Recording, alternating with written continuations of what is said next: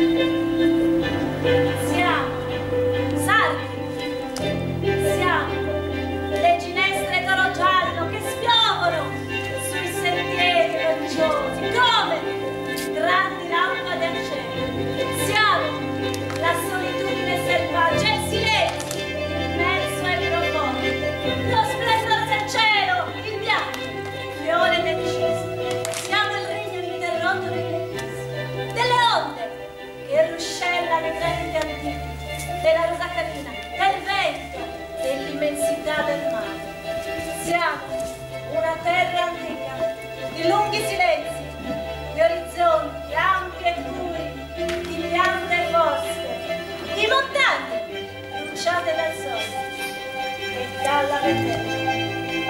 Noi siamo salvi!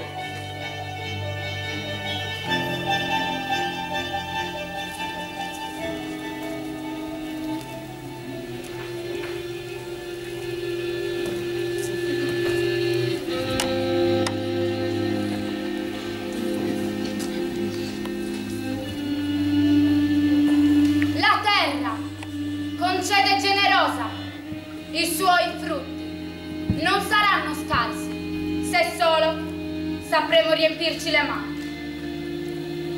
E scambiandoci i suoi doni scopriremo l'abbondanza.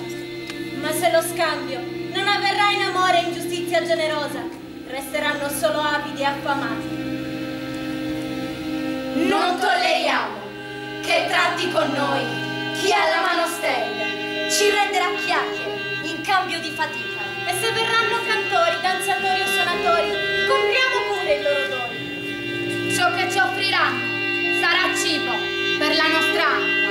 E prima di lasciare la piazza del mercato staremo attenti che nessuno sia rimasto a mani vuote, perché lo spirito supremo della terra non dormirà in pace sino a quando il bisogno dell'ultimo di noi non sarà appagato.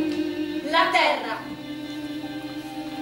non appartiene all'uomo, è l'uomo che appartiene a lei. Eravamo mori, come i mori da cui ci siamo difesi. L'isola era libera e potente, potenti i suoi padroni, il popolo dei sardi. Fondevamo il bronzo e forgiavamo guerrieri armati di scudi e archi tesi contro il nemico. Poi siamo diventati terra di conquista e di rapina. Gli uomini di Cartagine ci hanno spaccati in due. I pastori, scappati nelle montagne, detti anche i rienzi. E quelli che hanno combattuto, ma alla fine si sono mischiati allo straniero. I romani ci hanno chiamato barbari, da cui barbaricini. Ci hanno affamati e sfruttati. Abbiamo combattuto con Amsicora, con l'aiuto di Asdrubale. Sul campo di Colmus sono morti 12.000 soldati sardi. Ci hanno fatti schiavi in 70.000. 30.000 ammazzati. 40.000 incatenati e venduti a Roma come schiavi. Poi sono venuti gli uomini bianchi e ci hanno portato il loro Dio. Ci hanno insegnato, quando pregavamo, ad alzare gli occhi al cielo. E mentre guardavamo il cielo, ci rubavano le tende. Rivarolo ci ha fatto tagliare la barba, credendo che fosse la barba a renderci banditi. Bogino ci ha istruiti a colpi di forca e impiccagioni. Angioi ci voleva liberare dai baroni e dai padroni con l'aiuto dei francesi, ma la sua rivolta è finita in fallimento. E adesso siamo qui, sotto i Savoia, gente maledetta e ladra. Cambiano i baroni, ma la nostra fame resta sempre uguale. La terra, la terra, la terra.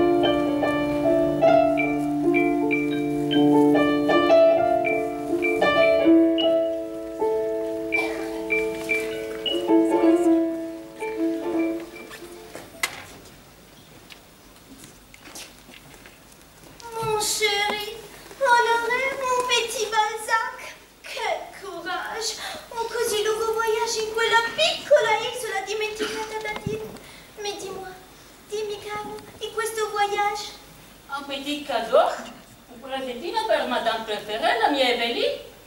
Oh, ma qu'est-ce que c'est ce schifo? Fromage, ma chérie. Fromage. Fromage. Caglio. Caglio.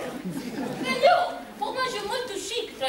di Sardegna, che se baci preparano nello stomaco di petit chef, che loro chiamano capretto. Mais c'est dégoûtant. Merci, mon ami. Raccontalo. Ma chérie, tu non puoi immaginare cosa ho visto. Un regno desertico. Veri sauvage, selvaggi, dappertutto chèvre, capre, che mangiano tutta l'erba. Mon Dieu, quel courage. Oh, ma chérie, ho cavalcato per giorni, rischiando la mia vita piegato sul cavallo per evitare iene e rami, che volevano cavarmi nei occhi, strapparmi nei denti, rompere la testa. Viene a mangiare, niente. Gli abitanti fanno un pane terrible. Viande mélangée con l'argile. Figure bianche passate sui muri. Nessun cammino nell'abitazione. Terribile. Ma hanno in certi villaggi degli abiti tragici, veramente belli. Mon ami, voi siete vivo per miracolo, mon cher. Oh oui, oui, ma chérie, pour miracle.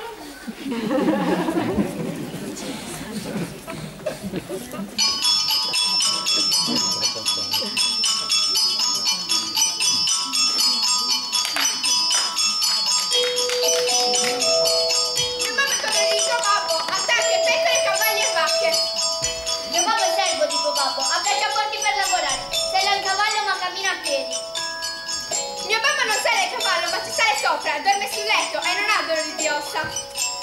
Mio babbo si corica per terra, ma dorme poco per il dolore delle ossa. Tuo babbo porta l'acqua. Tuo babbo beve l'acqua. Mio babbo lavora alla terra ma non alla terra. Mio babbo ce l'ha perché è lui il padrone. Facciamo il gioco del servo del padrone. Non ne ho voglia. E allora io non dico a mio babbo, allora giochi? Solo per accontentarti perché sei ragazza. Il gioco è così, io comando e tu fai quello che dico. Portami l'acqua, Sette. Aspetta.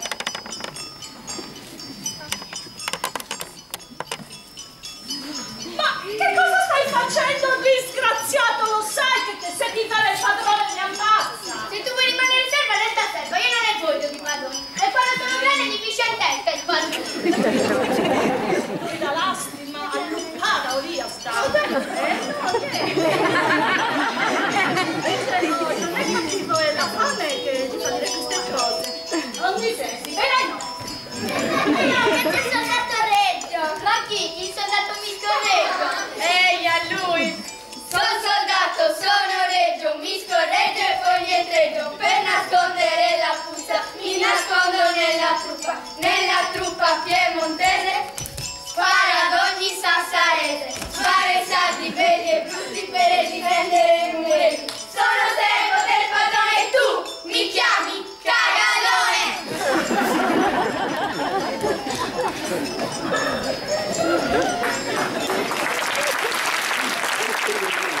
Nella scala Turris unirà Cagliari a Taros al fine di agevolare i trasporti e lo scambio di merci e di favorire il programma di rinascita dell'isola di Sardegna.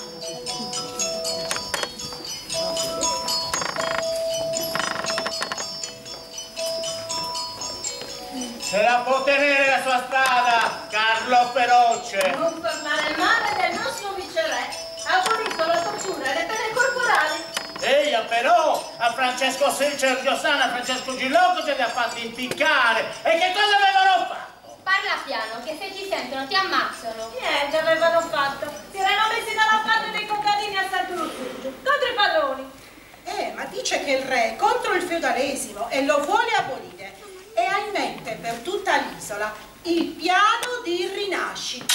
Piano di rinascita? Non ne abbiamo bisogno del piano di rinascita se ci lasciano in pace a governarci da soli. Se siamo miserabili è perché loro sono i padroni e si sono presi tutto.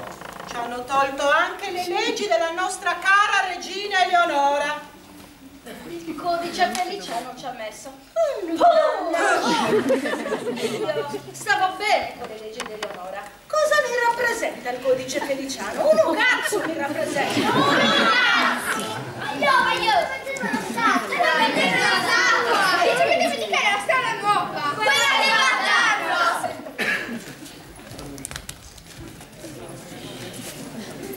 Perché l'hanno fatta come un romano? A chi? A re Carlo Feroce. Per fargli onore sul re. A razze e onori, che ci hanno sempre fatti schiavi.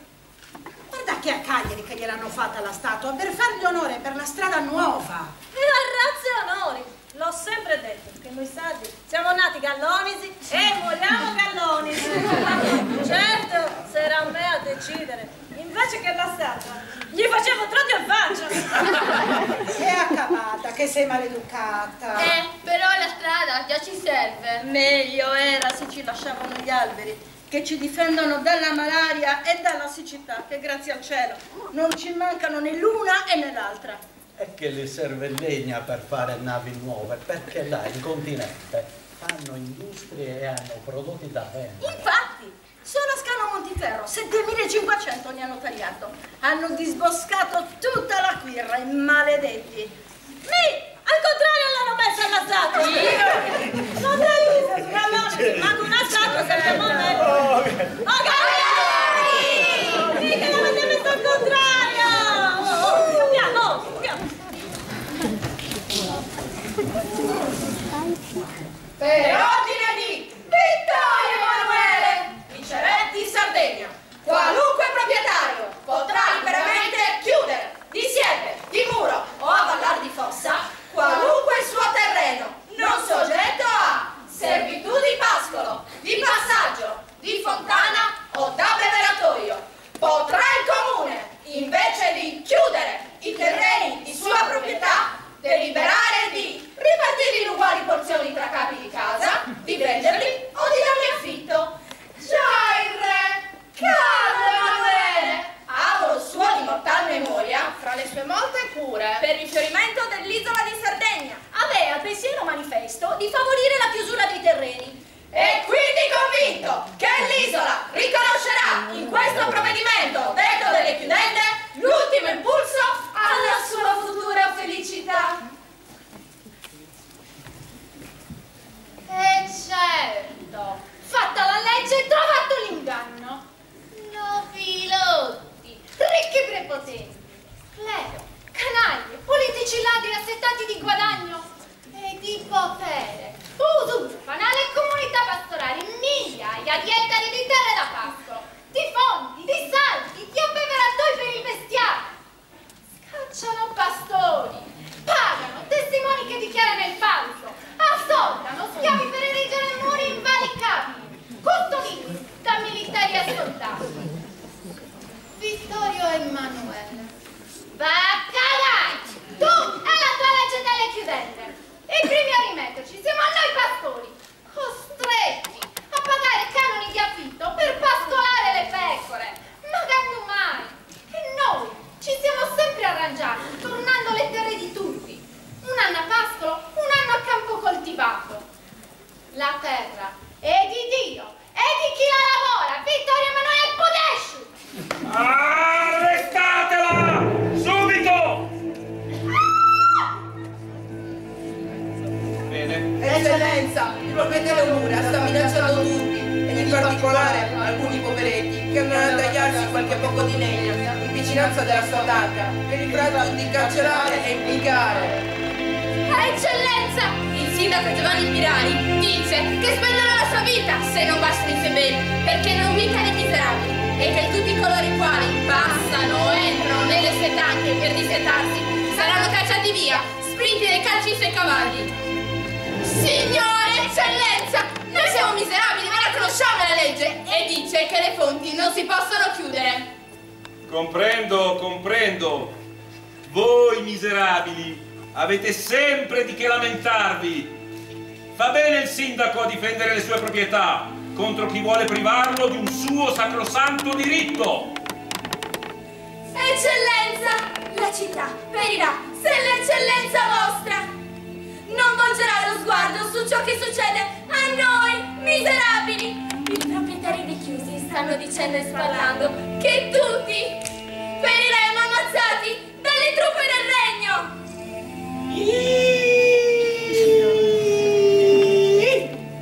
Sempre male disgrazie, vedete voi altri.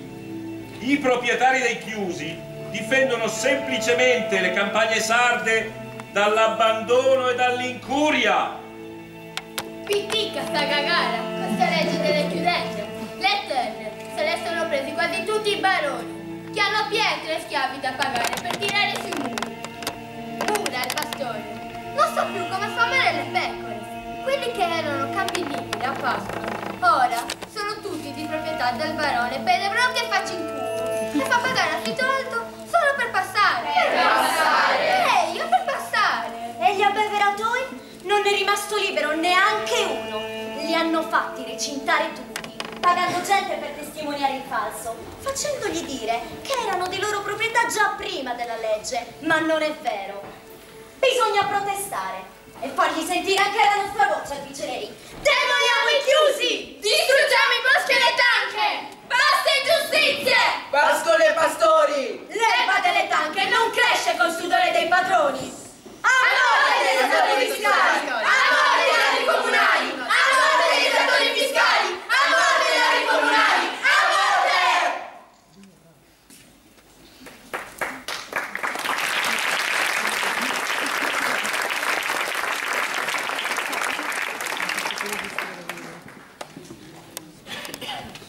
Eccellenza, nel complesso delle informative assunte si è palese che il male sembra profondamente radicato, soprattutto nella provincia di Nuoro, e vi è fondato motivo di ritenere che se ne propaghi ulteriormente il contagio. E i danni? A cosa ammontano i danni?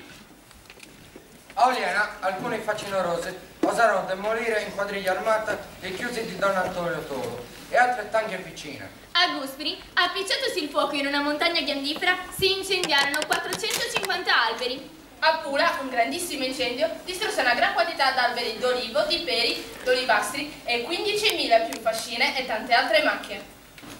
Faremo il possibile perché la giustizia trionfi. Pertanto ordino che tutti coloro che hanno preso mano alla distruzione di chiusi, di mura e di siepi siano condannati fino alla pena di morte.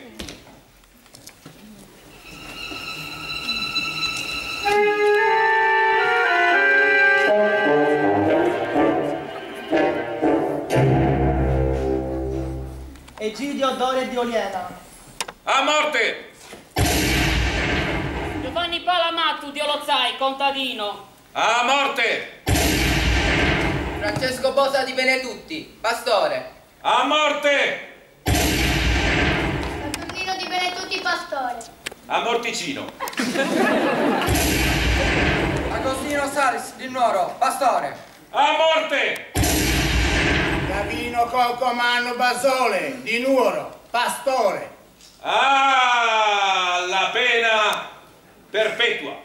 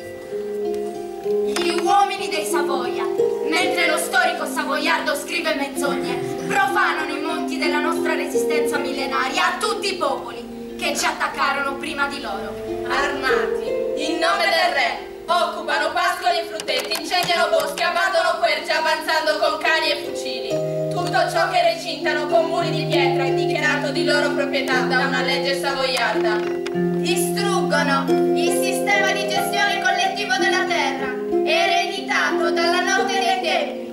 Tolgono al popolo i mezzi primari di sussistenza, il pascolo e il coltivo.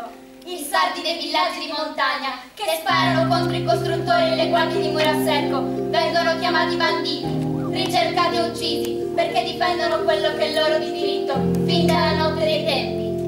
I giudici sopravvissuti si nascondono nelle grotte come i peggiori tempi di Roma.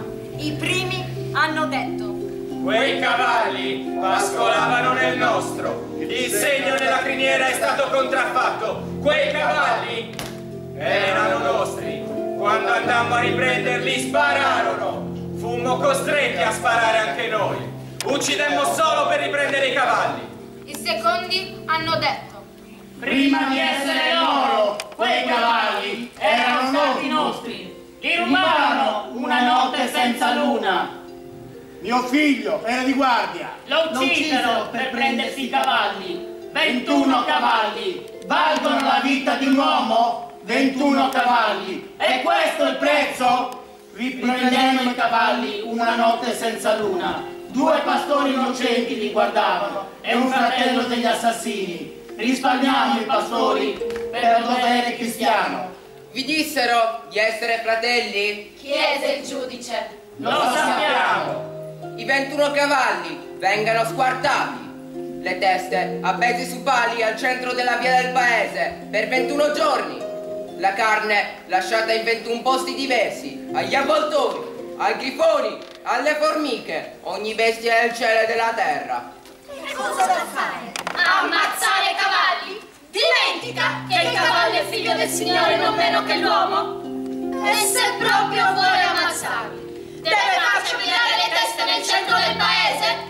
E anche ammettendo che sopportiamo la puzza, deve dare la carne alle bestie e non ai cristiani? Il giudice ha ragione. Ha fatto uccidere i cavalli perché nessun uomo si è ucciso per una bestia. Ha fatto appiccare le teste perché lo ricordassimo per 21 giorni. E per 21 giorni nessuno ha ucciso nessuno in cambio di un cavallo o di un caprone. Ha dato la carne alle bestie perché noi non la meritiamo. Se è vero che ha dovuto uccidere 21 cavalli per ottenere 21 giorni senza morte di uomo, che carne meritiamo?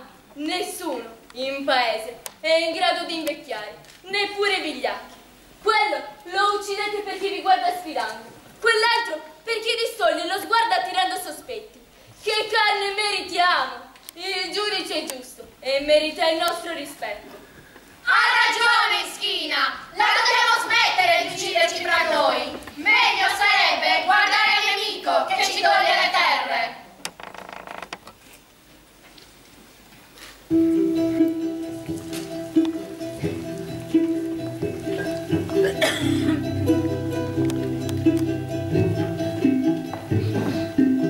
Corri, bambino, corri! Corri! Ad avvisare il giudice bambino! Corri, bambino, corri! Come puledro, anche se sei solo bambino! Corri, bambino, corri! Tutto sei muscoli, sopporta ogni fatica finché la mente lo vuole! Corri, bambino, corri! Sulla terra scura, scavata da muli e cavalli, Da ruote da carri! da zampe di capre e cinghiali! Ascolta! Il vento che viene da oriente ricorda gli uomini armati al galoppo, 100 a 100 soldati ufficiali, ricorda! le loro parole. Aveva ragione il giudice a fare ammazzare i cavalli. Per essere contro Savoia bisogna essere uniti. Eccoli lì. Questa è la volta che sarà stanato. Chiunque lo aiuti sarà passato per le armi. Nel nome del re!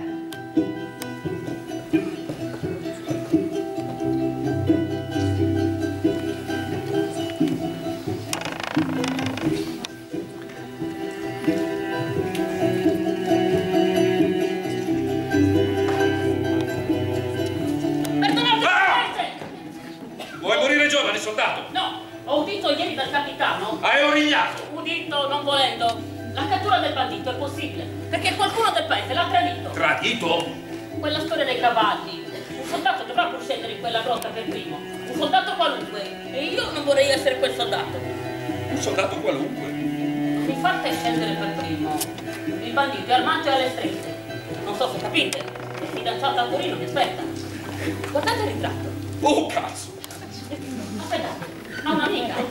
Brava donna, sia. Volete vedere un ritratto? No. Però bene denaro. Ah, sposarla potrebbe essere un buon affare. Affare fatto? Affare fatto. Bene! Oh cazzo.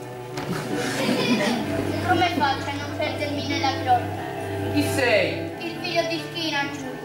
Tuo padre era un uomo. Lo so. Il giudice bandito è nascosto col bambino dentro la stanza del giudizio, nelle viscere del mondo, dove per 40 giorni e 40 notti Nessuno dei Savoia lo ha trovato. scende le fila indiane, legati con corde in gruppi di 4, tremando e bestemmiando, sparando contro i pipistrelli, giocandosi a tetto croce il posto di primo che scende nella grotta, senza mai trovare né il giudice né il bambino. il giudice. È un custode del tempo E al bambino racconta la storia, notte dopo notte.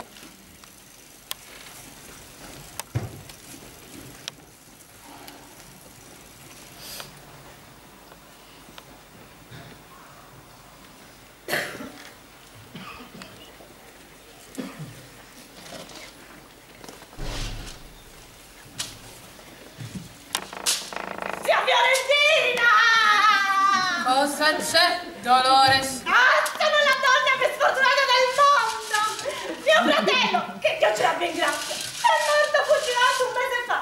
E con la parte di chiuso. E adesso mio marito è senza appetito, tutto dolore, giallo come il grano nella faccia, e la pelle del corpo è verde e secca che sembra zucchero. Il cappone è tutto abbandonato, la via, affidata agli amici, la via, gialla! Sono venuti i migliori dottori da Gallo, da Sassari, l'hanno visitato, gli hanno dato le medicine, ma lui resta di sughero e sembra che sta per morire. Ah, sono la donna più sfortunata di tutto! Proprio questo non lo puoi dire. Sì! Tuo marito non è ancora morto. No! Donne più sfortunate di te al mondo ce ne sono. No! Pensa a quelle vedove che l'hanno morto in guerra o a quelle che l'hanno bandito tra i monti. Io ho più di 90 anni e ne ho visti di tutti i colori e con le nostre medicine ne ho salvati molti. No! Sono venuti i migliori dottori! Ma lasciali perdere i dottori, che sono più quelli che amano che quelli che guariscono. Dimmi, com'è in faccia?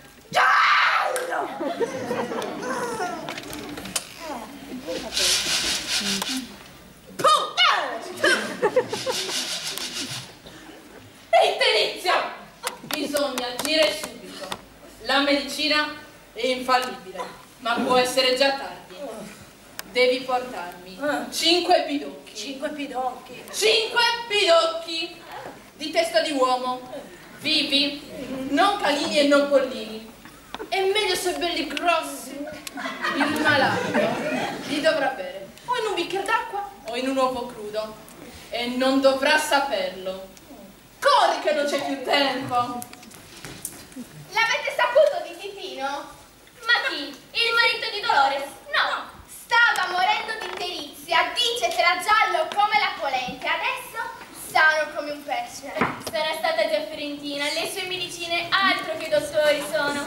Io ho sognato Marietta. Sognare il morto vuol dire profezia, soprattutto se è femmina. Femmina e ragazza madre, mischinetta.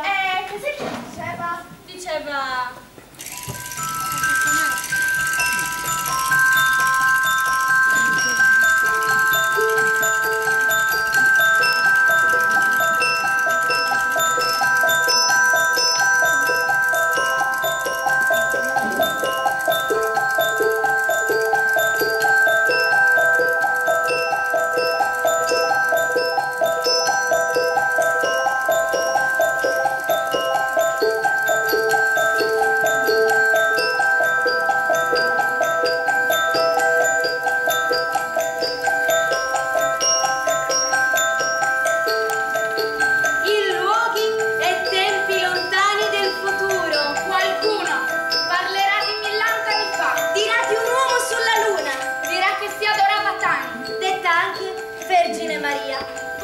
viva per chissà quale peccato. Dirà di un certo Julius Caesar, di un popolo chiamato Rom, che imporrà con certe armi una nuova religione, chiamata comunismo o liberismo, cristianesimo o islamismo. Dirà di gente che vivrà in uraghe, le cui torri riceveranno messaggi da torri di una torre detta Gate. Dirà di come si otterrà il cibo usando certi arnesi, e di come lo si cuocerà dentro stomaci di terra, aspirandone i fumi dentro al corpo, per nutrirsi di un cibo di nome Coca-Cola, o forse Red Bull, Cuba Libre o Vodka Tonic, e così via, girovagando nel groviglio temporale, tutto ben documentato, con i resti di un'antichissima località di un grande luogo di mare e di terra detto Euro, o forse Supramonte. Dirà di guerre sanguinarie tra poveri e padroni, di innocenti condannati e giustiziati, di terre prese e mal distribuite, di banditi sanguinari e di nuovi lavori assassini dentro al cuore della terra. Dirà che il povero resterà sempre povero, il nobile padrone.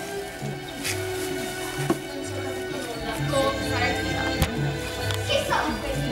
Gentilichi. Sono massoni, gentilichi senza studi. Bisogna averne paura, soprattutto di questi tempi, che molti dei nostri uomini si sono dati alla parte.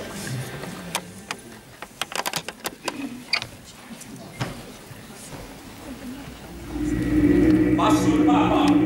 Morte il Papa! Morte il Papa! Viva i massoni! Passo il Papa!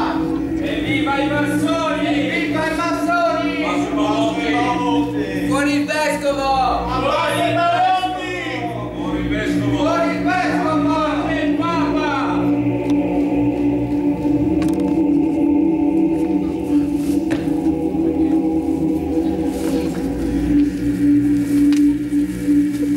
La massoneria! La situazione politica sta precipitando. Con l'abolizione del diritto di adempirio e la concessione delle terre alle ferrovie, lo Stato ha creato un nuovo capo. Si è spiegato bene con l'abolizione dei feudi, ma lo Stato si è inserito come nuovo padrone, beffeggiando pastori e contadini. Prima i feudali, ora lo Stato.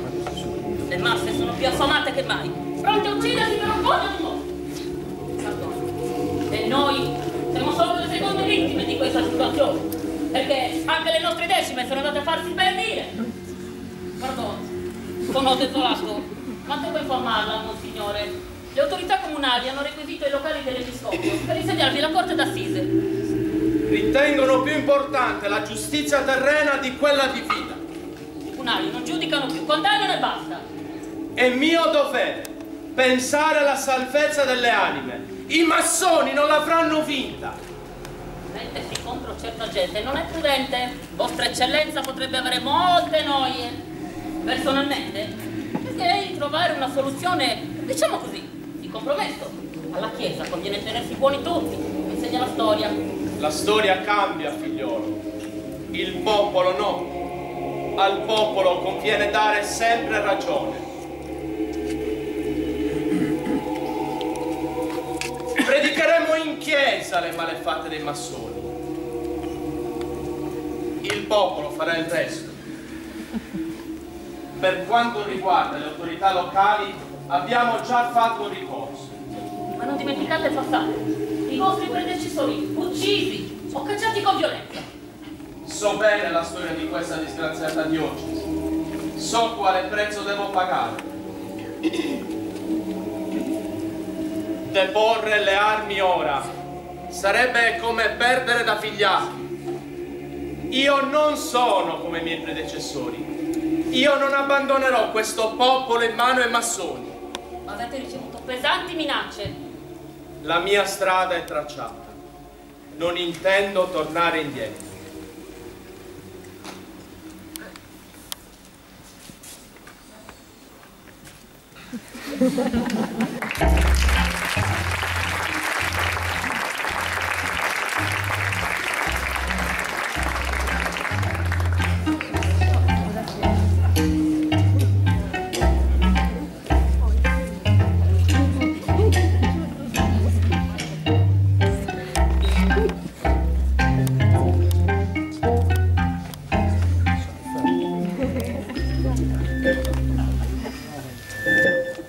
Oggetto della seduta è la vendita dei terreni extra dei privili assegnati al comune. Legge del 23 aprile 1865. La parola al qui detto consigliere patrimoniale. Per agevolare la privatizzazione, il comune ha deciso di lottizzare più di 1000 ettari di terre di pascolo. La suddivisione è stata fatta sulla base delle richieste. Sarò breve. Chiunque vorrebbe poter acquistare un terreno, è ovvio. Ma dove trovare il denaro? Tutto insieme? Come farebbero i poveri pastori e contadini? Mi permetto di proporre la vendita dei terreni consentendo di pagare subito soltanto la metà dell'intero prezzo e rateizzare la seconda parte. Metto ai voti la proposta. Un momento! Il signor sindaco ritiene che l'opposizione abbia diritto di parlare? Ne ha facoltà. In quest'aula la classe degli umili non è affatto rappresentata. O lo è da conigli, non da uomini con le braghe. Dunque riassumo io le sue perplessità. Per agevolare la popolazione voi proponete le rate. Ma bravi! Quanti contadini o pastori credete siano in grado di soddisfare le vostre richieste? Ve lo dico io! Nessuno! La vostra proposta fa soltanto il gioco dei grossi proprietari. Sapete benissimo che nessun contadino o pastore è in grado di pagare, non dico la metà, ma neanche un decimo della somma richiesta, dal momento che è il problema della sopravvivenza quotidiana.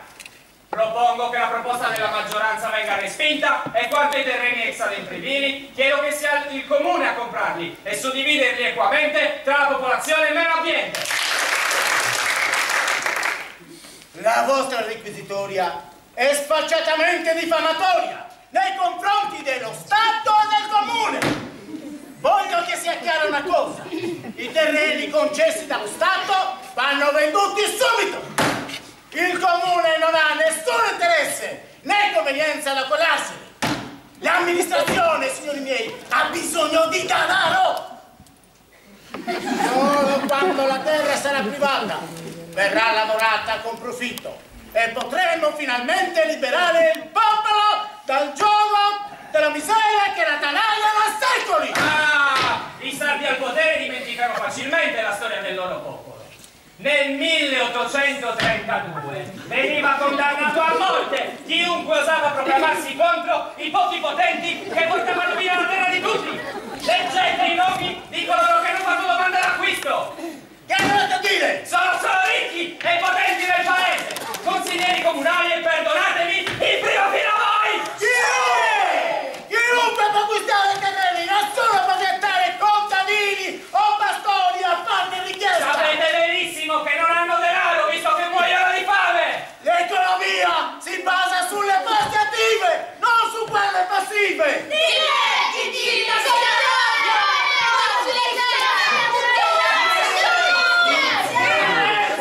La seduta è sospesa!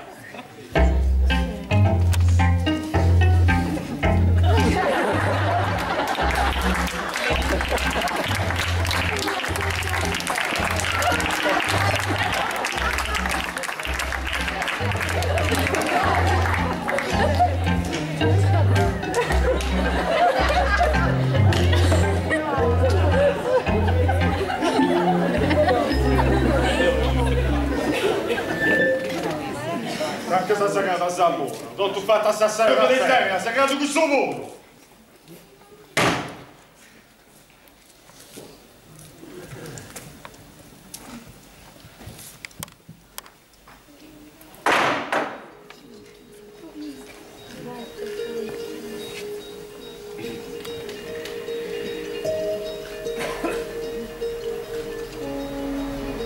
Questi Savoia vogliono affamarci e farci loro schiavi.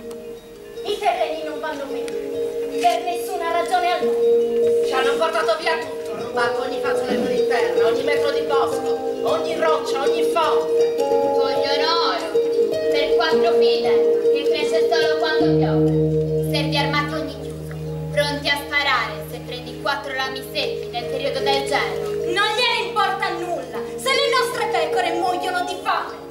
Stai zitta, che ne ho perso tanto l'anno scorso. Ho dovuto versare lo stesso, tutto il cane in latte e formaggio. Solo a lamentarvi siete capaci. Niente! E intanto quelli ridono delle vostre lacrime. I baroni. E cosa possiamo fare? Metterci contro l'autorità? E perché no? Che male c'è a ribellarsi? E se serve, anche usare la violenza. La violenza non migliora la gente come noi. Io sono nata nel 1832, quando mio padre è stato fucilato dalle truppe regie per gli incendi alle chiuse. Mia madre ha vissuto nel terrore che i miei fratelli diventassero come lui. La cosa migliore da fare è vivere come ognuno può. Noi siamo nati poveri e restiamo poveri. E i tuoi figli?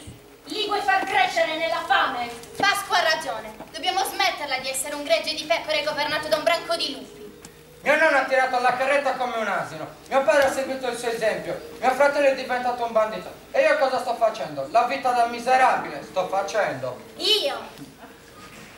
Io lo so che cosa vogliamo fare. Cosa? Il piano di lottizzazione a noi non ci va bene. E noi siamo il popolo, quello che ha il diritto di parlare. Bruciamo i documenti! Distruggiamo il piano dei baroni! Pasqua, sei una matita! Ha ragione. Che cosa ci perdiamo? Andiamo in comune quando è chiuso e bruciamo tutti i documenti. Chi non viene non c'ha palle. Facciamo un bel farò. In nome della libertà! Sì! E della giustizia! Sì! Assugannotu! Assugannotu! Assugannotu! Assugannotu!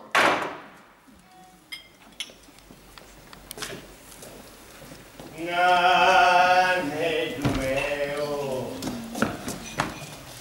Nane Dumeo, Nane Dumeo, Nane Dumeo, Sundu Agare, Asicutara, Asicutara, Asicutara, non torna mai.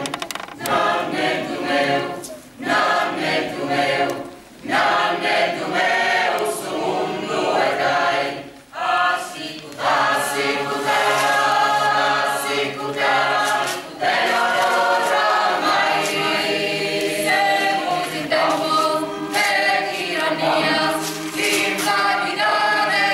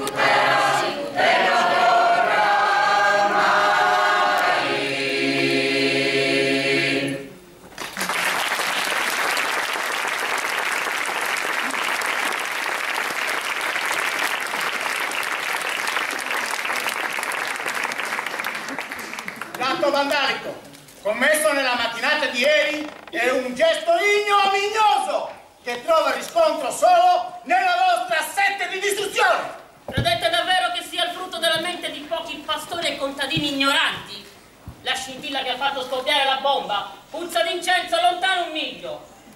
Qui c'è lo zampino dell'arcivescovo, non ci può vedere. Ma cosa vi aspettavate dopo anni di miseria e disperazione? La ribellione è la cosa più naturale del mondo. Il popolo affamato ha tutto il diritto di reagire. Cosa aspettate di mettervi? Dimostrate almeno una volta di avere un briciolo di dignità! Basta con le accuse! Dichiaro chiusa la seduta!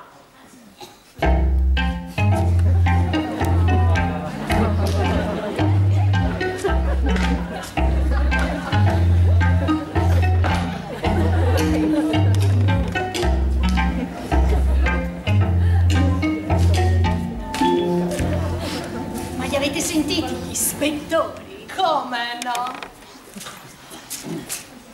Il nostro viaggio aveva uno scopo preciso, quello di constatare e riferire le reali condizioni dell'isola. Invece non abbiamo fatto altro che passare da un ricevimento all'altro, poiché le autorità locali si sono preoccupate non tanto di prospettarci le condizioni dell'isola, quanto di ben figurare con piatti succulenti e vini pregiati. Ma no, caro Sena, la situazione sonda è così lampante che non sono necessari resoconti. Quando torneremo in Italia faremo un dettagliato consultivo, state tranquillo. Avete invece notato quante bellezze nasconde quest'isola misteriosa? Quante immagini suggestive degne di un grande romanzo. Donne dagli occhi profondi, bambini sporchi e selvaggio che sembrano tigri, danze tribali, quindi di società femminile. Il nostro governo ci ha mandato in Sardegna e non ci siamo venuti. Perché rinunciare alla meraviglia di un così straordinario e avventuroso viaggio? Mi pare tutto chiaro, no? Ragioniamo. La nostra amata sorella è poi tanto inferma. Beata la gente, beati i pastori e contadini che vivono lontani dai rumori e dai problemi delle grandi città. Lavorano, sognano, cantano e ballano tutto il giorno, che vogliono di più. Ah, ma dovrebbero vivere per rendersi conto di quanto è dura e disumana la vita.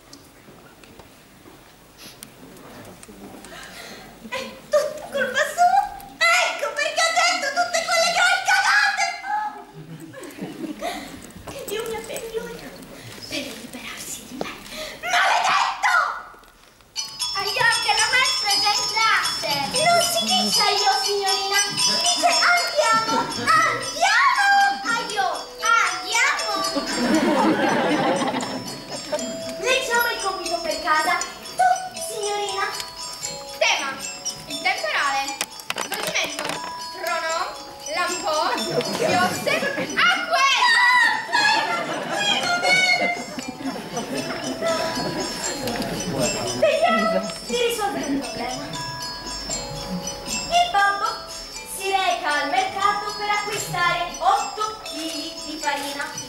Poiché il sacco è bucato, nel rientro perde 3 kg di farina. Quanti chili porta a casa il babbo?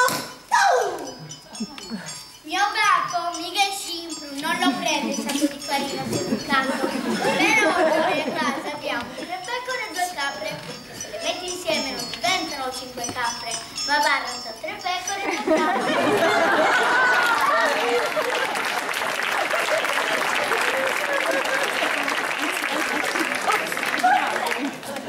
Da dove discende la gente di Sardegna? Eravamo gente antica, ci chiamavano Sardana. Navigavamo e costruivamo fortezze alte chiamate nuraghi. Leggevamo il cielo e le stelle e non avevamo paura di niente. Ma poi abbiamo dovuto vedercela con quelli che qui volevano diventare padroni. L'ho detto 1000 volte no! Asini, che non siete altri! Il popolo dei Sardi ripetiamo tutti insieme, discendente dai Fenici, conquistato dai Cartaginesi, finalmente divenne un popolo civile con l'arrivo dei Romani, i gloriosi genitori di questo splendido paese che è l'Italia. Lo storico savoiardo vuole farci credere di essere fenici, punici, mauri, non sardi. Vuole spezzare la storia del popolo che dalla notte dei tempi abita questa terra, che ogni volta ha dovuto vedersela con ospiti di ogni tipo, che ogni volta hanno preteso di essere padroni. Per lo storico savoiardo è meglio che noi sardi pensiamo di non esistere.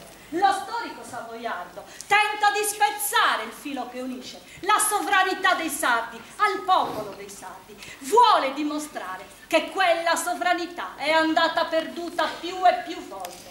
Vuole dimostrare che eravamo terre dell'impero per giustificare l'usurpazione savoiarda del titolo di re in Sardegna. I Savoia sono diventati re grazie a un falso. Incoronati da chi non aveva alcun potere di incoronare. La loro regalità è falsa e già si vede. Cosa è successo? La maestra ci ha detto asini. E perché vi ha detto asini? Perché non sapevamo la storia. Ma noi la sapevamo la storia, solo che lei la vuole come dice lei. Lasciatela perdere la maestra. Continentale, non capisce niente della nostra storia. Te la racconto io, una storia. Quella di Luceriosa, dai! E va bene, vi racconto quella.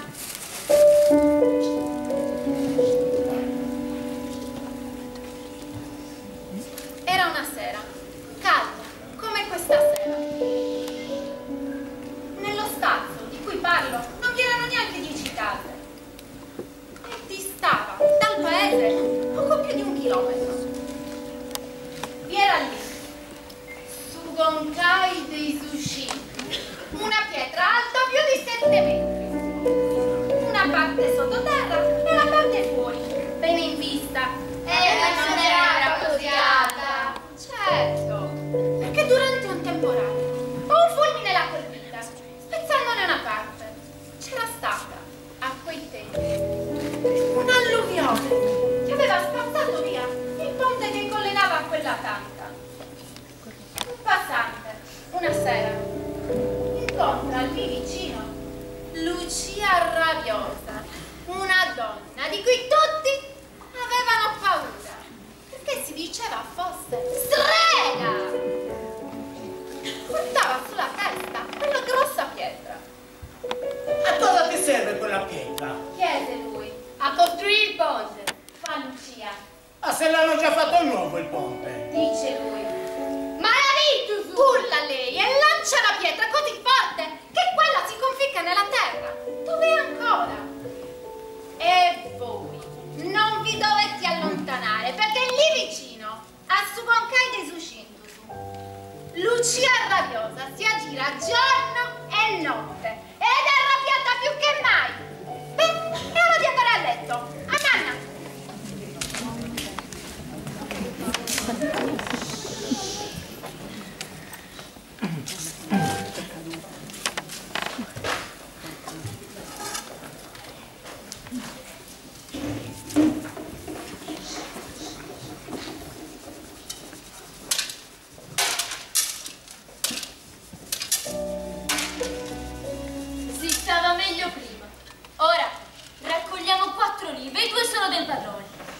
terzeria si guadagnava meno, ma la vita non costava quanto costa oggi. Il pane è aumentato 4 volte. Era meglio quando le cose ce le facevamo a casa. Quando mi sono sposata io ci facevamo tutto noi, pure i vestiti. E cosa ci facciamo adesso che non abbiamo niente? Per farsi le cose ci vuole la materia, e la materia è tutta loro, dei padroni che si sono presi le terre e ci comandano peggio di prima. Prima almeno avevamo le nostre 4 cose. Per questo le botteghe, le cose le vendono al prezzo che gli pare. E gli scherzi che dobbiamo sopportare? Ci sono ragazze che per paura dello scandalo stanno zitte e gli fanno fare il loro gioco. È vero, e sposati o no, non gliene importa niente, anzi, lo fanno apposta per farci bisticciare con i nostri mariti. Una volta mio marito mi ha picchiata. E perché non è andata a picchiare lui? Non ci aveva abbastanza coglioni? Non è questo. Forte già è forte Giovanni, è che va a paura di perdere il lavoro. A me? Se mi mette le mani addosso? Dugoccio. Una volta si è ingelosito di un ragazzo che io neanche lo cagavo e si è messo a urlare commenti in un matto. Ah, ma già gliel'ho pagata io la giornata quella volta. Ho preso lo spiedo con salsicce e con tutto e l'ho rincorso fino in fondo al cortile e glielo stavo per ficcare in pancia. E sai cosa mi fa? Quella salsiccia, e grazie a Dio, non vorrei mica rovinarla. In questa pausa al riso e l'ho perdonato. E gli uomini, mischini, poveracci come noi, non hanno manco il coraggio di desiderarle le donne. Quando ne vedono una buona, mica dicono mica mia, ma mica di suo mericetto, dico.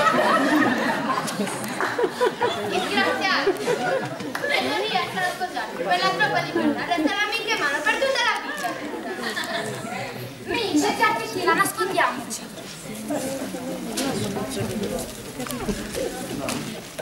Questa non me la voglio perdere. Quella già glielo fa vedere a suo Merigello. Pittica sazza di denti. Mica la sta seguendo Don Pezzo e Merda, quello che cerca sempre i soldi. Titina! Entra nel granaio. Dai che c'è da preparare il grano, da lavare e da spulcare, che domani passa al mugnaio. Dai, riempimi il corbello di farina. Porco! Vieni qua, bella capretta.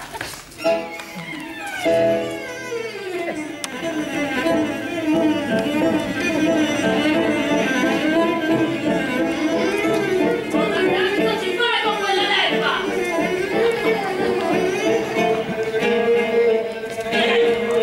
Mi voglio risparmiare il coglione! Ma solo per rispetto di quella buona donna di vostra moglie! Perché mi dà sempre da mangiare per i bambini! Perché lo sa che per una donna che non ha niente non sono tempi facili questi! E adesso imparate a rispettare le donne, che se sono vostre serve! O andate a montarvi le cavalli, che certo non vi manca!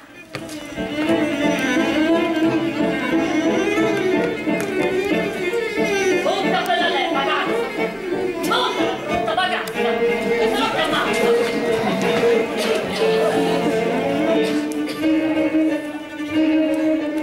Prova ad affrontare quel fedele e te la picco in faccia questa leppa qua!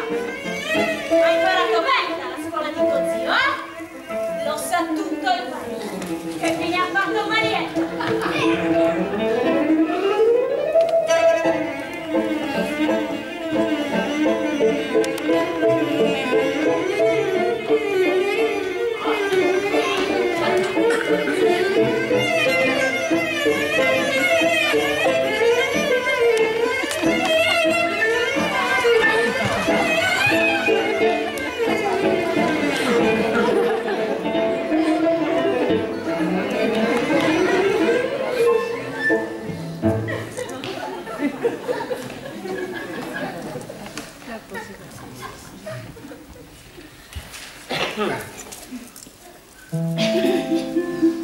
Marietta, 15 anni, spigolatrice sul campo di Donni Mia.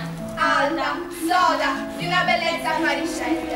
Andiamo a portare l'acqua ai mietitori. Le dice un giorno il don. e la fa salire sul cavallo. Per tutto il tempo lui pensa alle sue cosce. Nel valicare una salita ed una spronata improvvisa fa finta di soccorrere. Invece la capisce. Marietta si divincola, cerca di scappare. Lui le tappa la bocca con la mano destra. La mette incinta a 15 anni. Marietta scappa per paura della famiglia e della gente. Arriva fino a casa.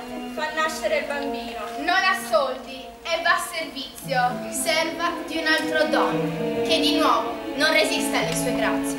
Il bambino ha già 2 anni. Lei fa scrivere una lettera dove raccomanda il bambino ai genitori. Poi si butta dal bastione.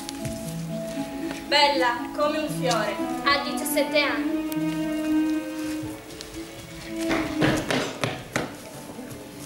Ora lo dirò vostramente. E vediamo se hai ancora il coraggio di alzarmi le mani. No, non farlo, ti prego. È stato solo un attimo di debolezza, te lo giuro. Ma non giurare che risvegli il demonio coi tuoi giuramenti. Se vuoi il mio silenzio, sono 10 quintali di grano. Di quello migliore. Fammelo portare dalle serve che ti monti, che già glielo insegno io a difendersi. Va bene. Avrai il tuo grano, va bene. E ringrazia che mi trovo nella condizione di madre di 4 figli, altrimenti a quest'ora quello sputo di virilità che pensi di avere l'avresti già perduta. Porco maledetto! Brutta bagassa!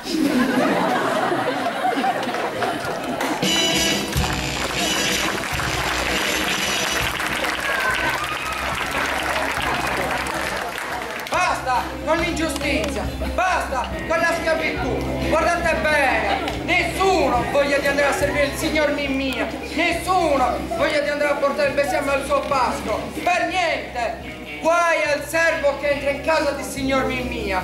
Ascoltate queste parole, che vi voglio bene, è per questo che ve le faccio pubblicare. Se volete vivere una vita tranquilla, fate il vostro dovere. Mi firmo, delegato speciale di campagna.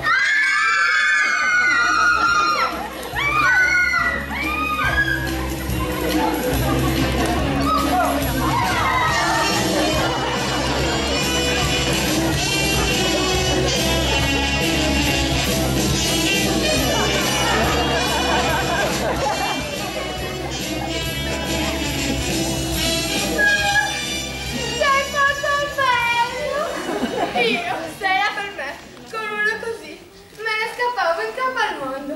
Bellina l'altro giorno ha incontrato il suo nemico in mezzo al bosco. Gli ha puntato il fucile in testa.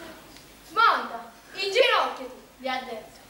Le ha fredato con un colpo e gli ha staccato la testa col coltello. Quelli sì che sono uomini! Bene fanno i nostri uomini a darsi la macchia e farsi banditi. E cosa devono fare? Accettare le ingiustizie di quei 4 pesti che ci tolgono le terre e che ci affamano? Ne abbiamo fatte proteste. E cosa abbiamo ottenuto? Niente. Le terre sono sempre il loro potere e le imposte talmente alte che nessuno riesce a pagarle. Ma non è giusto ammazzare gente come fanno loro. Delle volte ci passano anche innocenti, donne e anche bambini. Se capita, io dico, va bene ammazzare gente grossa, padroni o carabinieri che ci sparano a noi quando rivendichiamo ciò che ci spetta, ma uccidere povera gente, innocenti, e poi si fanno belli perché sono in banda e tutti armati.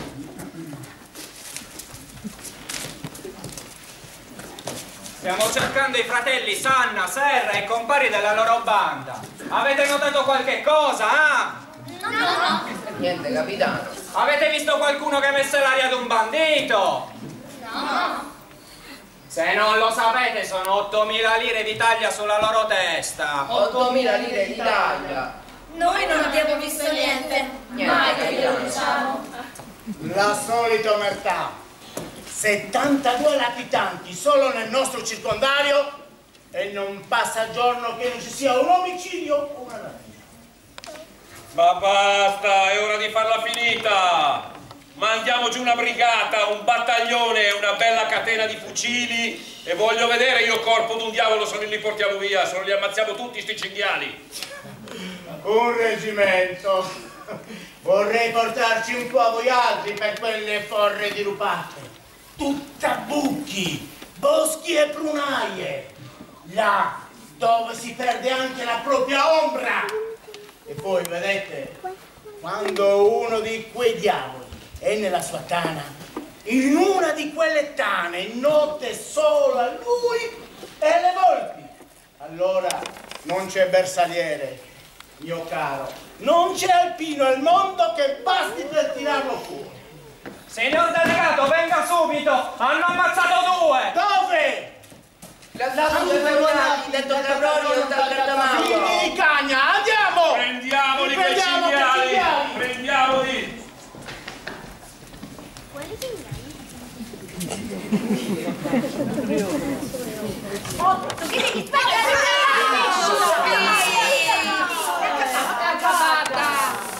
Pidocchi, sempre Pidocchi, solo Pidocchi. Sembra che non ci sia nient'altro per noi. Li hanno presi. Chi? Quelli della banda Serrasanna. Dopo la caccia grossa li hanno circondati. Il coglione di Fatella ce l'ha fatta alla fin fine allora. Ha detto coglione. E tutta cazzioreria. E Gesù che ce l'ha fatta. A Morgogliai erano più di 200 tra carabinieri e fanti contro 5 banditi. Sono andati anche a casa del Sanremo i carabinieri. Le hanno preso tutto. Lei non si è scomposta neanche di una virgola. Gli hanno trovato oro ed ogni bene in quei bauli con tutto quello che le portavano i fratelli. Dice che aveva occhi di Giovenga incarognita. Non lo poteva sopportare che gli portavano via i suoi beni dopo che si era andata aria di signora di gran lusso. Bella già è bella, la sorella Serrasanna, ma darsi tutte quelle arie. È nata miserabile e non puoi darti aria da signora. Arriva sempre qualcuno a dirti che quella cosa non è tua. È cosa dei padroni e la devi tornare indietro. Però a imbracciare il fucile vestita da uomo già era brava. Dice che era capace di ammazzare un uomo senza battere ciglio, più feroce di un maschio. Però per me fa bene una donna che sa il fatto suo. Giusto. Ma tutti li hanno presi? No, Lovico gli è scappato. Lovico non è mai stato ladro. Lovico ha sempre ucciso solo per vendetta. Sono mischiati i suoi carabinieri. Li hanno fatti interri da gran signori, per l'onore. Ma invece quelli della banda niente funerali non li hanno voluti neanche in Terra Santa. Mischini però, anche il peggio bandito c'ha diritto a essere sepolto da cristiano. Se la vedrà con Dio, se dovrà andare all'inferno o al paradiso. Infatti, nessun uomo deve giudicare vescovo o pastore. L'ultima parola aspetta solo il creatore. Fuori lingue! Deve entrarvene immediatamente. Sono state espropriate! Perché vogliono andarci? Non sono state pagate le imposte. Le imposte sono troppo alte. Dove li prendiamo i soldi per pagare? Dove ce ne andiamo? E cosa vuol dire che dobbiamo andarcene? Vuol dire dovete lasciare queste terre. Non vi appartengono più. sono state confiscate! Pagano il debito che avete con lo Stato. Per aver pagato le imposte. Avete tempo un giorno per portare via i vostri culi pidocchiosi! E adesso cosa facciamo? Aspetta, ho sentito dire che a Brugello cercano gente per lavorare in miniera. È vero, ho sentito anch'io, dice che danno da lavorare e danno da dormire anche alle famiglie di quelli che lavorano. Ma noi come ci possiamo arrivare fino a Bugello? Dice che da Cagliari ogni 15 giorni, tanto è strano che arriva fino a Sassari. Bisogna scegliere un istante, il resto farlo a piedi. Un viaggio troppo lungo da fare con i bambini. Sì, giorno e nulla, ma non so se ci arriviamo bene. Sì, ma scusate, che cosa possiamo fare? Per noi non c'è altra scelta. Dobbiamo andarcene. E allora andiamo!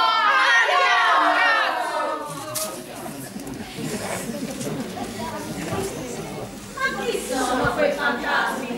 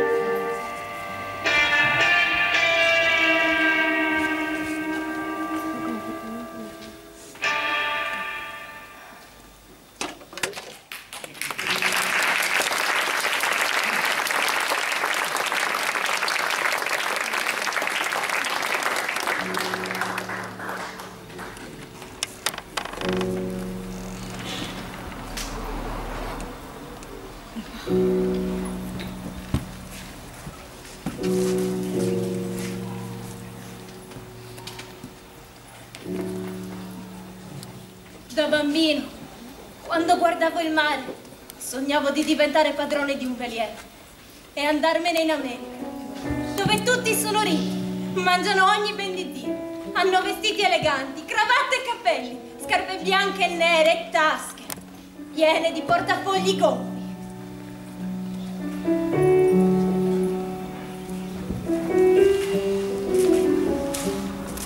E invece, eccomi qua, peggiore miserabile di tutti i miserabili, a pensare che l'amore, tra tutti i malanni di questo sporco mondo, forse non è il peggiore. Chiuso nel fondo di un pozzo buio e scuro, molte volte ho pensato di farmi fuori con un colpo di piccone. Per tanti anni ho odiato la vita di mio padre, finito nel cuore della terra col piccone. Non avevo paura più grande di quella di fare la sua fine. E invece la vita, vedi com'è. Eccomi qua, proprio come lui. A 16 anni mi sono ritrovato con un casco sulla testa. Sono sceso nel pozzo senza vedere la luce del sole per più di 10 ore. Ero convinto di essere all'inferno. Non farci caso, ti abituerai, mi hanno detto. Altro che abituarmi. Quante bestemmie mi sono dovuta tenere nella gola quando il caporale mi guardava, per vedere se rendevo come gli altri, anche se avevo solo 16 anni. Qui, nella miniera, la vita finisce presto. Si consuma, come la punta del piccone, ad ogni colpo sulla roccia. Ad ogni colpo sulla roccia.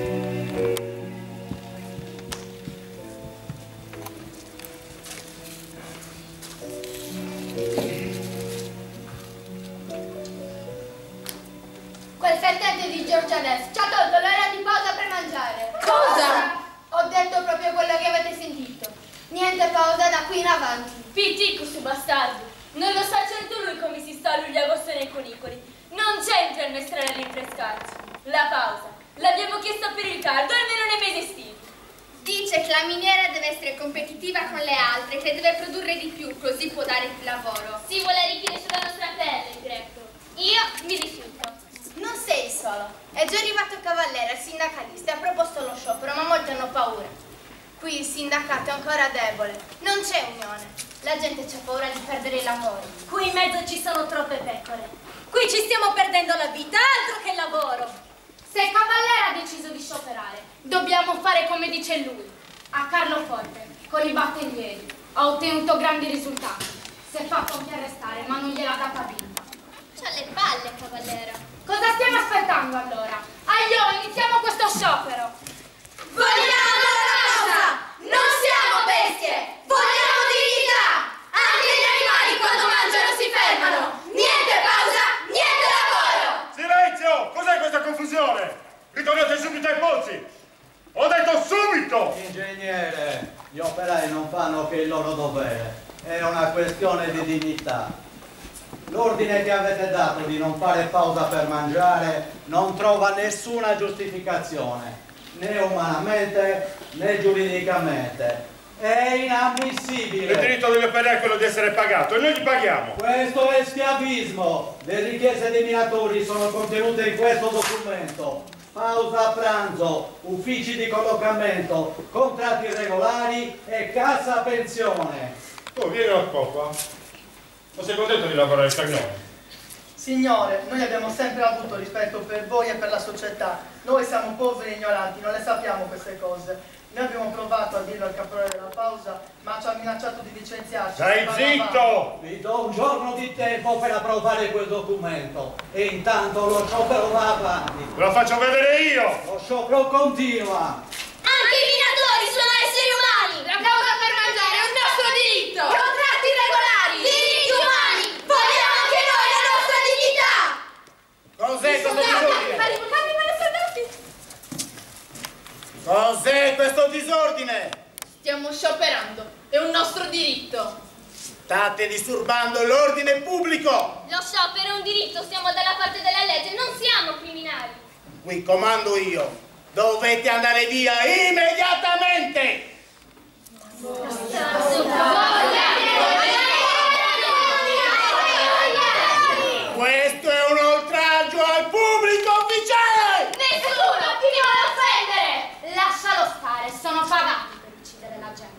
Sergente, andate via. Non vogliamo gente armata, non siamo criminali. Sergente! Fuoco!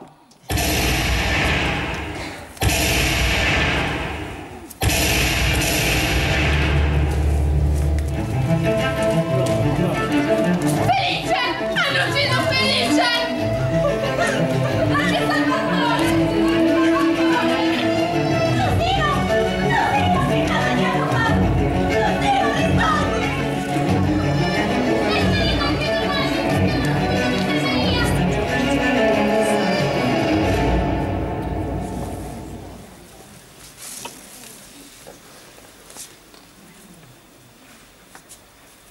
Maledetti!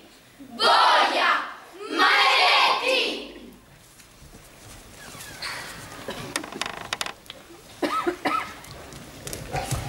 Sciopero nazionale! Sciopero nazionale! Lavoratori italiani! Incrociamo le braccia! Tutti insieme! Contro la violenza! Ingiustificata! Delle forze dell'ordine! Mai più deve accadere che un uomo possa perdere la vita Per aver fatto sentire la sua voce! La violenza delle forze dell'ordine Contro i minatori di Bugello! Colpevoli solo di aver protestato! Contro orari di lavoro massacranti! contro un salario vergognoso Di 1 lira al giorno! Ci deve ricordare che il lavoro non può esistere separato dalla dignità!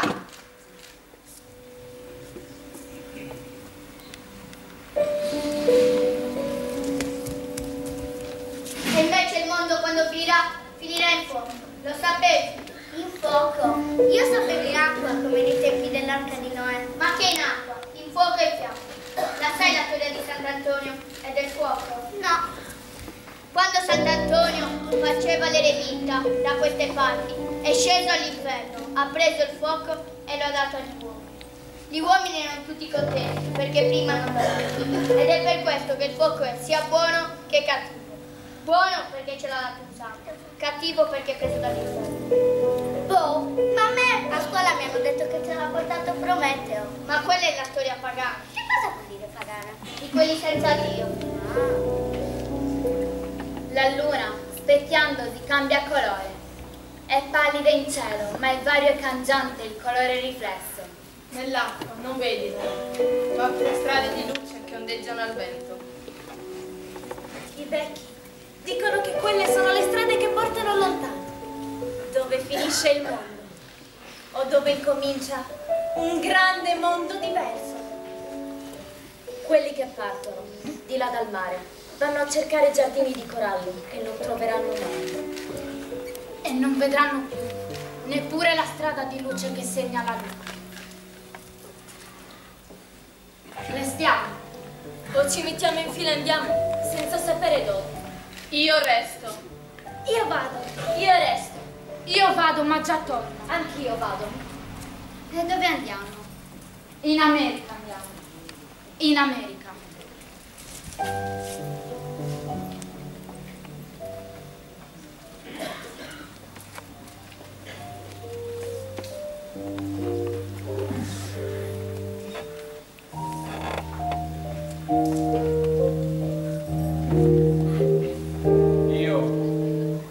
Io vado. Io resto. Io vado. Io resto. Io vado. Stuck by this river. Io vado. You and I. Io resto. Underneath the sky that's ever falling. Io vado. Down, Io vado. down, Io resto. ever Io vado. Resto. Io vado. Io resto. through the day. Io resto.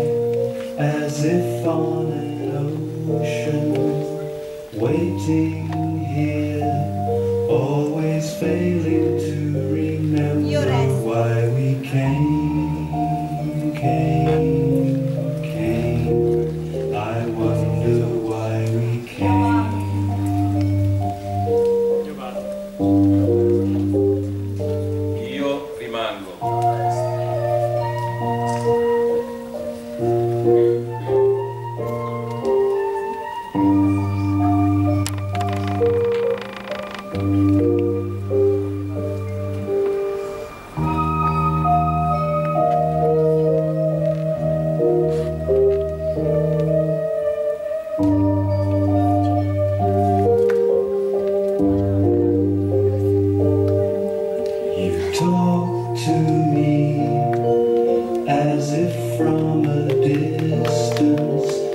And I reply with impressions chosen from another time,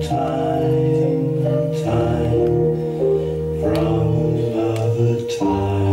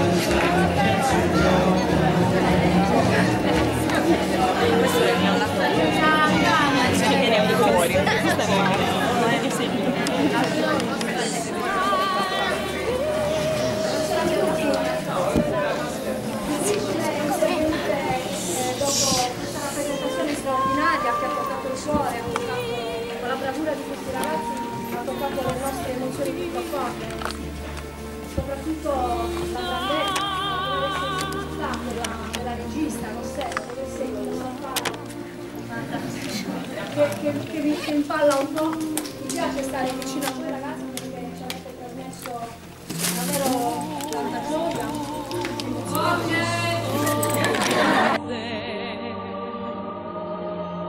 Beside